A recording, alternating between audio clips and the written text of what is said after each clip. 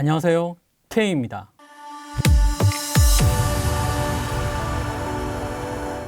연예인과 소속사는 계약으로 맺어진 관계죠. 정확히는 신의를 바탕으로 계약이 성립된 관계라고 할 수 있습니다. 하지만 사람과 사람의 관계가 중요한 연예계에서는 감정적인 이유로 갈등이 시작되는 경우가 많습니다. 작은 오해로 시작됐지만 여러 감정이 쌓이다 보니 다시는 돌이킬 수 없는 루비콘강을 건너기도 하고 대화 부족과 소통 부재로 생산성 없는 결별을 맞기도 합니다. 때론 법적 다툼으로 비화되면서 서로의 치부가 공개되고 대중은 서로 폭로하는 TMI 때문에 피로도가 가중되기도 하죠. 결국 상처뿐인 영광만 남게 됩니다. 오늘은 연예인과 소속사 분쟁에 대해 알아보겠습니다. 분쟁의 이유는 다양합니다. 연예계는 흔히 무에서 유를 창조하는 작업이라고 합니다. 아무리 능력이 뛰어난 친구라도 회사의 환경적인 뒷받침이 없다면 성공하기 힘들고, 능력이 다소 떨어져도 회사의 유기적인 네트워크와 전폭적인 지원이 있다면 뜰 수 있죠. 물론 뭘 해도 잘 안 풀리는 친구도 있지만 실력과 끈기만 있다면 시간이 문제겠습니까? 언젠가는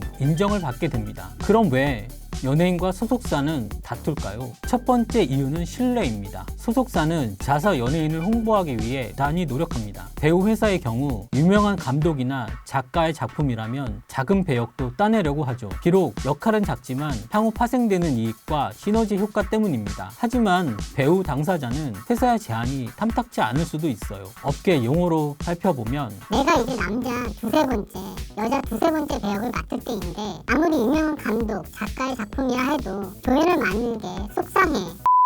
충분히 이해합니다. 이럴 때는 대화로 원만하게 해결하면 다행이지만 서로의 생각이 달라서 접점을 좁히기가 어려울 때도 있어요. 또 다른 경우에는 연예인이 많은 회사에서 벌어지는 상황입니다. 감독과 작가가 원하는 배우가 출연을 거절한 경우죠. 하지만 회사 입장에서는 그 캐릭터를 놓치고 싶지 않을 때도 있어요. 그럴 때는 제작사, 감독, 작가에게 양해를 구하고 자사의 다른 배우를 추천하기도 합니다. 별다른 반대가 없다면 매니지먼트 회사에서는 또 다른 배우에게 제안을 합니다. 그가 받아들인다면 무난히 촬영은 진행되죠. 문제는 그 작품이 대박이 났을 때 전후 사정에 대한 비하인드 스토리가 떠돌 때예요. 원래 A 배우에게 들어왔던 작품인데 B가 한 것이다. 나중에 그 사실을 몰랐던 B 배우는 불쾌함을 넘어서 실망감을 느끼게 됩니다. 그러면서 회사와 갈등을 빚기도 하죠. 가수의 경우를 볼까요? 대개 아이돌은 4명에서 12명으로 다양하게 구성되어 있습니다. 회사는 모든 멤버들에게 관심을 보이지만 팀을 위해서는 끼와 재능이 특출난 한두 명을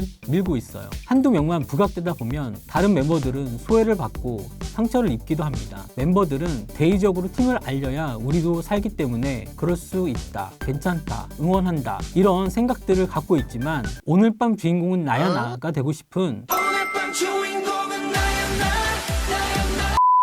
오늘 밤 주인공은 나야 나가 되고 싶은 아이돌 멤버들은 받아들이기 쉽지 않죠. 두 번째 이유는 정산입니다. 회사와 연예인은 계약을 근거로 정산합니다. 회사마다 차이는 있지만 대개 정산은 2월에 이루어지고 반기, 분기 때마다 연예인 통장에 입금을 합니다. 물론 정산과 동시에 입금하는 회사도 많습니다. 하지만 회사 운영이 어려워지거나 개런티를 받기로 했던 업체에서 지급이 늦어지면 이걸 정산이 힘들 수도 있어요. 회사는 운영에 필요한 고정비가 매달 나가는 상황에서 급한 불부터 끄자는 생각에 연예인의 정산금을 사용하는 경우가 덜어 있습니다. 물론 사전에 해당 연예인에게 충분히 설명하고 양해를 구하는 게 우선이죠. 어찌됐건 연예인 입장에서는 불쾌하고 때로는 계약 불이행이라고 생각할 수도 있어요. 추후 그것을 빌미로 전속계약 무효를 주장하는 경우도 있습니다. 세 번째 이유는 원리 원칙만 고수하는 경우입니다. 대개 회사는 연예인에게 선투자하고 투자한 비용을 회수하기 위해 노력합니다. 스타가 되는 것은 하늘의 별을 따는 것과 같다고도 하죠. 그만큼 과정이 험난합니다. 어떤 이슈를 통해서 일약 스타가 됐을 때 큰 돈을 벌 수 있습니다. 인지도는 물론 명예, 스타성을 겸비한 별이 되죠. 너도 나도 함께 일하자는 제안이 쇄도하고 관계자들은 제안을 거절하기에 바쁩니다. 그런 경우에는 계약서를 다시 작성하자는 말이 나오는 경우도 있어요. 하지만 계약이 적법하기 때문에 바꿀 수 없다는 제작자도 있습니다. 제작자 입장에서는 틀린 말은 아니죠. 계약대로 진행했으니까요. 제작자는 성공과 실패가 늘 공존합니다. 투자한 연예인이 실패할 수도 있고요. 그랬다고 연예인에게 내가 너 때문에 빚을 졌는데 같이 갚자 라고는 안 하잖아요. 제작자 논리에서는 연예인이 실패할 수도 있는데 성공만 바라보고 계약서를 바꾸는 것은 안 된다는 거죠. 물론 연예인 입장은 다를 수 있습니다. 연예인의 투자가 성공했다면 계약서의 수익 분배 비율을 변경하는 것도 좋습니다. 만약 서로 합리적인 방법을 찾지 못하면 결별로 이어지는 경우도 종종 있으니까요. 네 번째 이유는 부당함을 주장하는 경우입니다. 회사 내 다른 연예인 혹은 친한 연예인 회사와 비교하는 경우죠. 자신과 비슷한 급이지만 그 친구가 나보다 더 좋은 환경과 조건에서 서포트를 받는다고 생각할 때예요. 남들과 비교하다 보면 미묘하고 작은 차이도 불만과 부당함으로 느껴지기도 하니까요. 결국 계약 기간 동안 서로가 최선을 다하는 방법밖에는 없습니다. 연예인은 자신의 능력을 최대한 끌어내도록 노력해야 하고 회사가 제대로 서포트할 수 있게 당근과 채찍을 줘야 합니다. 회사도 자사의 네트워크와 마케팅을 통해 그 사람을 부각시켜야 합니다. 그런 과정 속에서 서로 판단하게 되죠. 연예인은 회사의 비전을, 회사는 그 연예인이 벌어들이는 수익을요. 2005년 이수영이 일가 엔터테인먼트와 전속 계약이 끝난 후 당시 이도영 대표가 언론사에 보낸 글이 아직도 기억에 남습니다.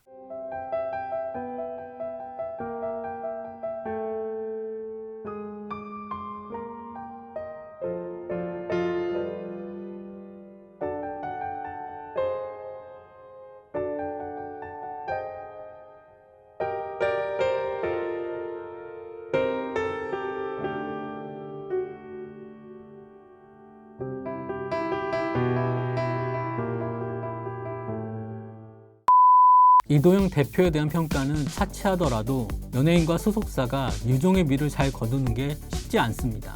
지금도 대개 계약이 끝나면 보도자료로 짧게 상황만 아니면 팩트만 알리는 경우가 많습니다. 시작도 좋았지만 끝도 좋은 관계, 드라마나 영화에서만 볼 수 있는 것은 아니죠. 현실에서도 연예인과 회사가 끈끈한 관계로 지속되길 바랍니다. 이상 K였습니다.